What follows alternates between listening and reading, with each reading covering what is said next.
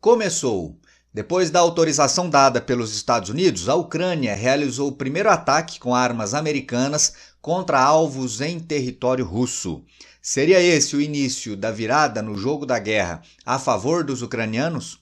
Se você quiser entender esse e outros temas das atualidades, geopolítica ou geografia, me acompanhe no canal. Faça sua inscrição, deixa o like nesse vídeo e vem comigo. Pessoal, manchete da última terça-feira, dia 4 de junho. Ucrânia usa foguete dos Estados Unidos contra alvo na Rússia pela primeira vez desde o início da guerra. Isso ocorre, como todos sabem, depois da autorização que os Estados Unidos deram à Ucrânia na semana passada, no dia 31, para que os ucranianos pudessem usar essas armas americanas contra alvos militares exclusivamente em território russo. Vamos entender melhor, ó. A Ucrânia bombardeou uma instalação militar da Rússia com armas americanas, destruindo a artilharia do inimigo na região russa de Belgorod, a cerca de 40 quilômetros da fronteira com a Ucrânia. Aqui o mapa para você se posicionar melhor, ó. Aqui está Belgorod, onde foi feito esse ataque, já em território russo, relativamente próximo a Kharkiv, que é a segunda mais importante cidade ucraniana, região sobre a qual os russos deram início, no mês de maio, a uma grande incursão militar. As forças ucranianas usaram um sistema de foguetes de artilharia de alta mobilidade, conhecido em inglês pela sigla HIMARS. Segundo confirmou Yehor Chernov, ou Chernev, membro do parlamento da Ucrânia, ao jornal The New York Times. Segundo esse mesmo jornal, o ataque destruiu sistemas de mísseis S-300 e S-400 da Rússia, mas não foi especificada a quantidade. A artilharia utilizada, HIMARS, é um foguete americano com capacidade maior do que os que a Ucrânia podia usar até agora.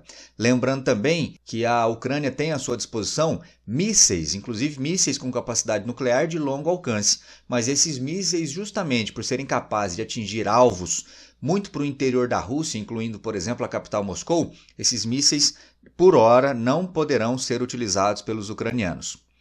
A aviação tática russa não estará segura nas áreas próximas da fronteira ucraniana, disse o Andriy Yermak, que é chefe do gabinete do presidente ucraniano. Ele complementa afirmando também o seguinte: isso afetará a condução da guerra, o planejamento de contra-ataques e prejudicará a capacidade dos russos de usar forças na área de fronteira.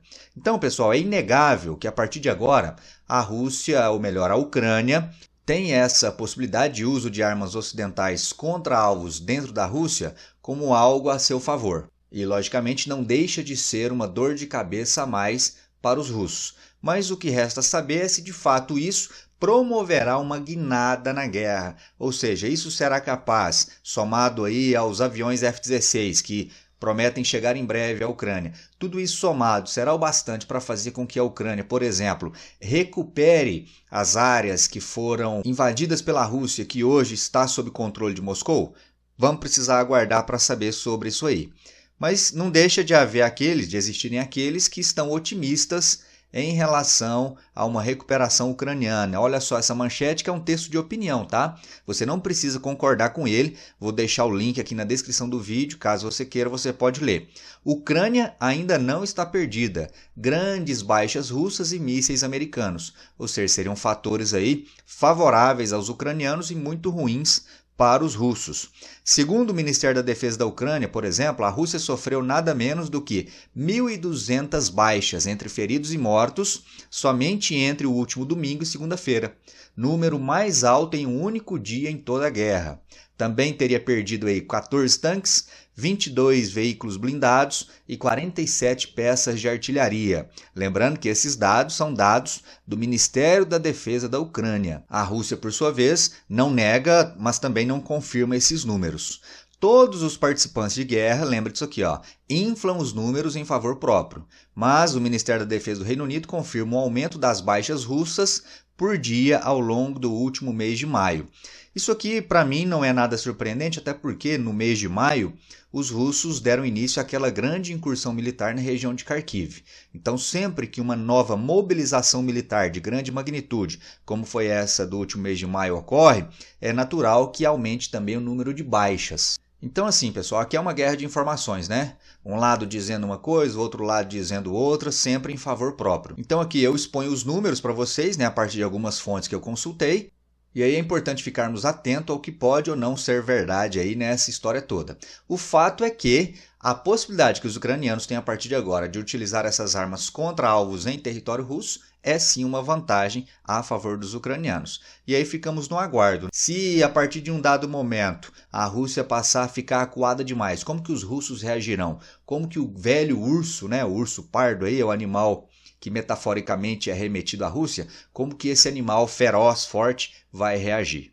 Vamos acompanhando aí para ver o desenrolar de tudo isso. Enquanto isso, lá em Paris, perto da Torre Eiffel, a polícia prendeu 3 suspeitos de terem colocado caixões cobertos com a bandeira da França e com os seguintes dizeres, soldados franceses da Ucrânia.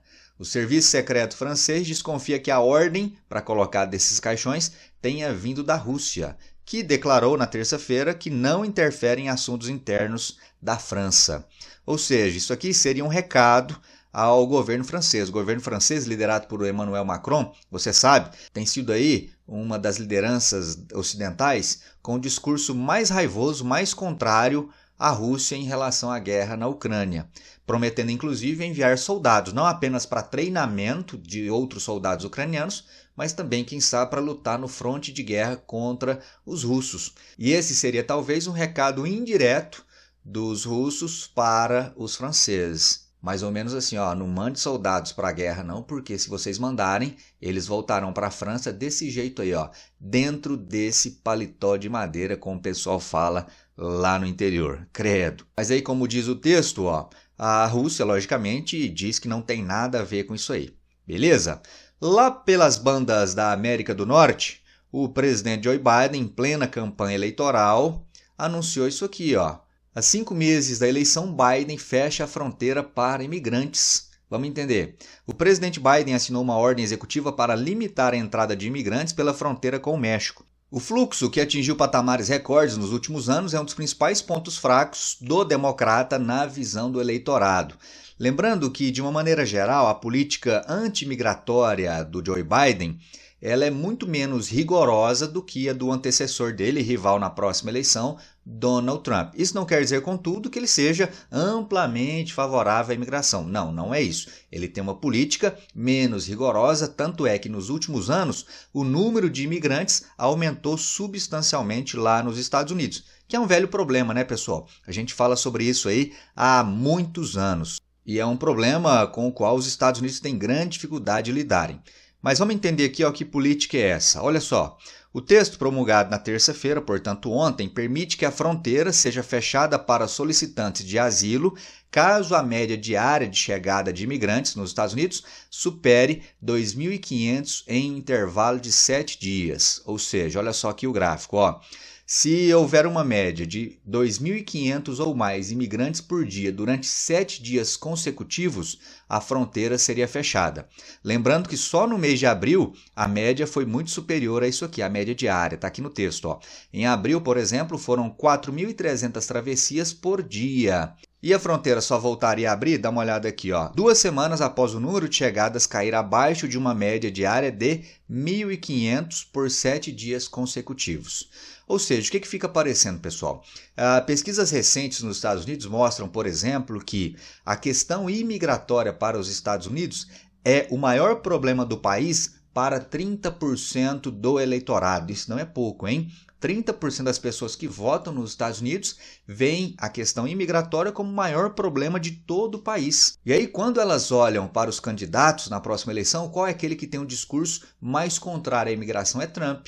Então, Joe Biden possivelmente viu isso como uma possibilidade, aí, quem sabe, de tentar conter a perda de eleitores. Então ele passa a partir de agora a ter um discurso mais duro contra a imigração, numa tentativa de recuperar votos e quem sabe ser mais competitivo nas eleições do próximo mês de novembro, que até aqui apontam aí um ligeiro favoritismo de Donald Trump.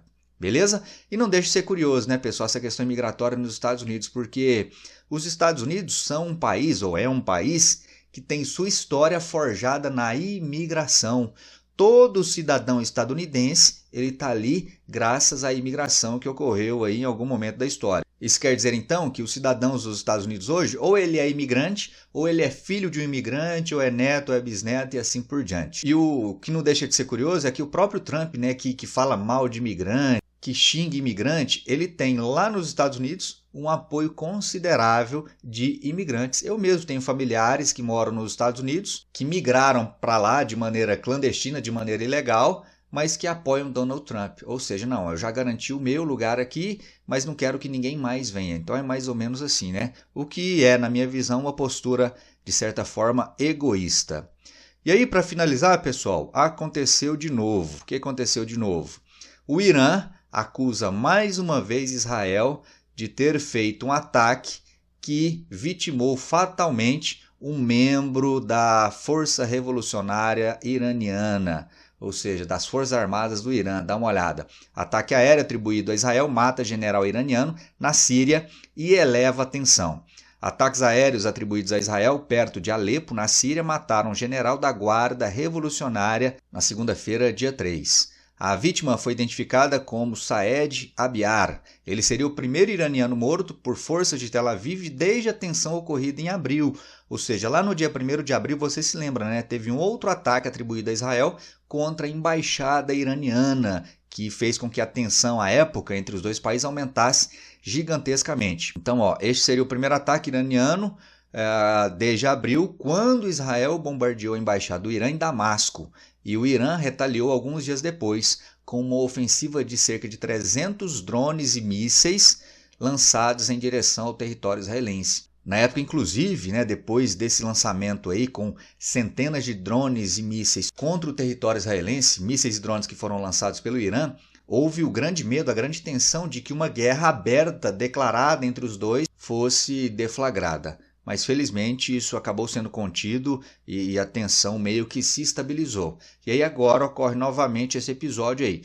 Porém, o que muitos dizem é que, ainda que o Irã fique enfurecido com mais esse ataque atribuído a Israel, agora o Irã não vive uma situação política, sobretudo interna, que o permita se dedicar a esse tema. Por quê? Porque recentemente, você lembra, né? O presidente iraniano morreu num acidente de helicóptero. E aí o Irã está agora mobilizado em resolver essa questão da liderança interna. Dá uma olhada. Iranianos estão agora envolvidos em uma crise de liderança doméstica, ou seja, interna, tornando uma nova onda de ataques contra Israel pouco provável. Então, sob esse aspecto, acaba sendo aí uma ótima notícia, né? Graças a esse outro problema interno que os iranianos vivem, é possível que eles abandonem, ao menos por enquanto, as intenções ou planos de realizarem novos ataques contra Israel e, quem sabe, abrindo a possibilidade para criar uma nova guerra. Então, por enquanto, em relação a isso, acho que podemos ficar aí tranquilos. Beleza, meu povo? Fechou? Espero que você tenha compreendido, gostado demais dessa explicação. Se sim, deixe aí o like. Se não, deixe o dislike. E considere também apoiar financeiramente o canal. Dados da minha chave Pix aqui na descrição do vídeo. Te espero no próximo. Um forte abraço e até lá. Valeu!